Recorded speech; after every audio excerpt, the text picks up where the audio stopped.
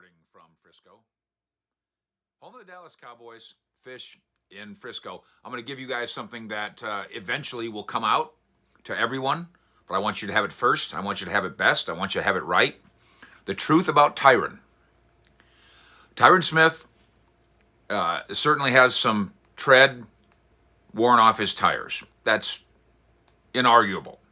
And of course, he tried to go early in the 2020 season. Then the neck thing was so problematic that he ended up having surgery on the neck, minor surgery, because it's somebody else's neck, and missed, of course, the rest of the season.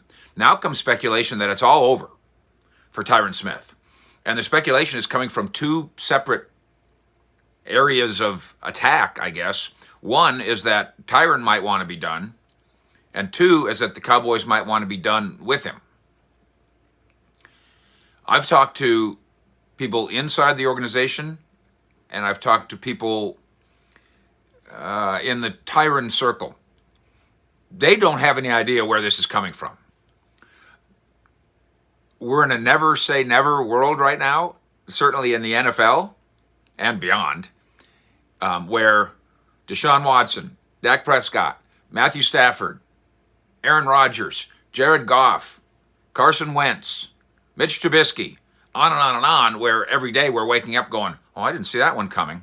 That's wild. And so I am not here to tell you that it's absolutely impossible that the Cowboys and Tyron Smith will be done with each other sometime soon. It's not impossible, but I am here to tell you, as we sit here right now, it is absolutely not the plan. I will tell you on the record that Stephen Jones is saying to me, we plan on Tyron being our left tackle next year. We don't see an issue here. By the way, we also plan on Lyle Collins being our right tackle next year. We don't see an issue here. And while we're at it, Zach Martin is going to be our right guard. Zach Martin's calf injury, and again, some people have written this as if it's disastrous. His calf injury is fine. The case with Lyle Collins, here's what one person inside the Star told me. This is actually going to work out to be a good thing for Lyle Collins and his career, because showing up to camp last year too heavy, as we reported here exclusively at the time, too heavy. He was put on PUP not because he was injured. He was put on PUP because he was fat. And that's a fact. And then, hey, good guy, good player, very competitive. He wanted to come off PUP and he wanted to get to practicing, so he did. And I speculated at the time, let's call it educated speculation, that the reason he hurt his hip is because he was too heavy. And he was trying to do things that he could do X number of pounds ago, but that his body was saying, don't do this to me. And his hip reacted in a negative way.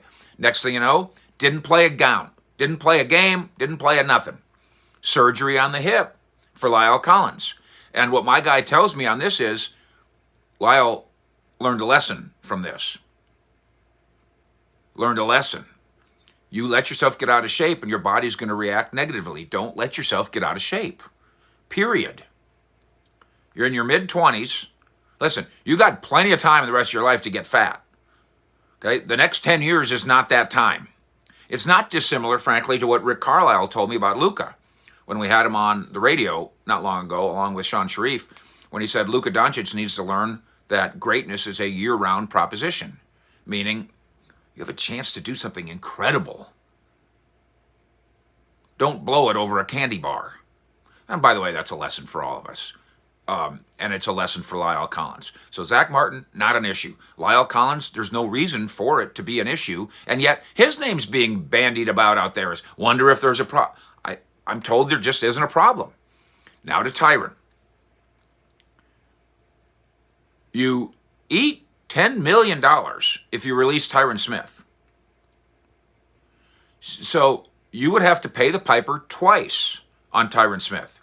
You would eat the $10 million, which again, if you have to do that someday, fine. You have to do it someday. But you don't have to do it now.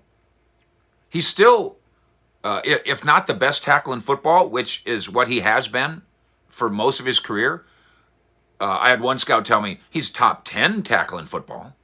No question. Why would you let go of the 10th best offensive tackle in football in a way that causes you to eat $10 million? And then here's the negative double dip. Then you got to go buy a new one. You already got one. You have to go find another left tackle. Now, here comes the 10th pick in the April NFL draft. And I'm also told by people inside this building that, yes, absolutely, if Penei Sewell is there, the Oregon offensive lineman, yeah, he's worth the 10th overall pick. And the Cowboys will not be bluffing when you start hearing we'd be interested in doing that, even though we don't need that position.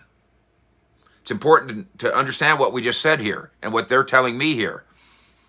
We don't need a left tackle because we have Tyron, but we would draft one. And we wouldn't draft one because Tyron's leaving. We would draft one because, he's the third best or whatever. He's the number 3 guy on our board, available at 10. That's value. You take him, just like CeeDee Lamb. If the Cowboys did that, would they still struggle at linebacker, safety, and cornerback? Probably. And so there's an argument to be had there. Similar argument on the other offensive tackle, Slater. But I believe this is my educated guessing. If they did somehow draft Sewell, he would start, but not at left tackle, because they want Tyron Smith to start at left tackle.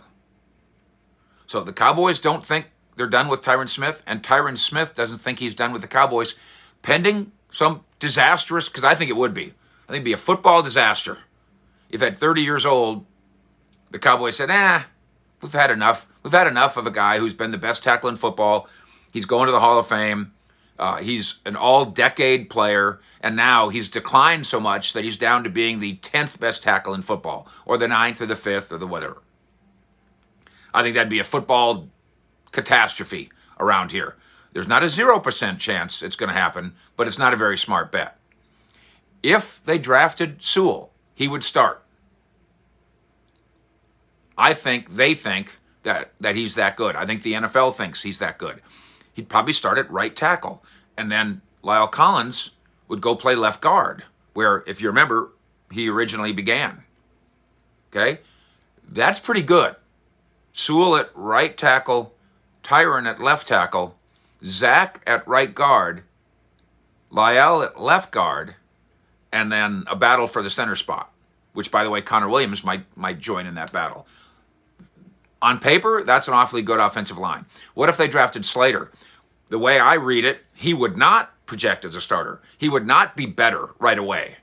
He would not be best 5 right away. So that tells you that in the minds of the personnel people right now, that Sewell is that much better than Slater, but Slater still might be worth the 10th overall pick. By the time we get to that point, I start thinking once you find yourself a cornerback at 10 instead of a tackle who wouldn't start.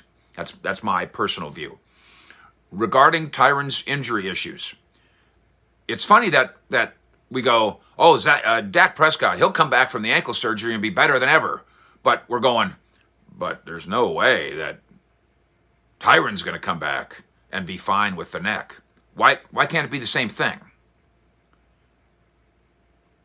Why can't it be that Tyron's surgery solved problems that have been nagging him for years? Because it has been, hasn't it? Neck, back, nagging him for years. What if the neck bone's connected to the backbone? Which it is. And that fixes some nagging problems. And then there's this. Just like Lyle needs to learn a lesson from this, and it can be positive. People close to Tyron Smith suggest the same thing about him. He is one of the strongest men in the world. Remember, he came out of high school at 6'5", 245. Was already obviously a big kid. Got bigger at USC and then turned into a monster with the Cowboys. And he's a weight room monster. And it suggested to me, maybe the lesson that Tyron learns now is, you don't have to win the bench press competition in the weight room anymore. Nobody cares. Now it's about flexibility. You're strong enough. Now it's about stretching, yoga, mobility, flexibility, all those things. You don't need to get stronger. Ask defensive linemen what they think of Tyron Smith's, now we call it natural strength, but he's worked to it. You see it all the time, and you can see it in games. I've seen players kind of give up on trying to rush Tyron inside, or even certainly bull rush him, because he'll just give him one of these, and they get jolted, and they never go in there again. They start going out here. That's Tyron. He's got that. That's not going away. Now get flexibility, physical flexibility. Be a stretching guy. Be a yoga guy. And it'll be a Tyron Smith, not better than ever. That's unfair. But Tyron Smith as a top 10 left tackle in the league, more than fair. That's the truth about Tyron, and you get it only here. If it changes, just like you're the first to know about this, if it changes, you'll be the first to know about that. If Tyron Smith or somebody in his circle tells me, yeah, man, I'm tired, I will tell you. If somebody inside the Cowboys organization says, yeah, we think Cam Irving is so good, we're going to eat the tent. I don't see it, but if it happens, I'll tell you. Thanks for being a subscriber to what we do here on the Fish Report. Thanks for being part of Fish Sports in a way that gets you inside this particular club. And remember, we got goodies to give away. So tell your friends how much you're getting the straight dope from the Fish in Frisco. Fish.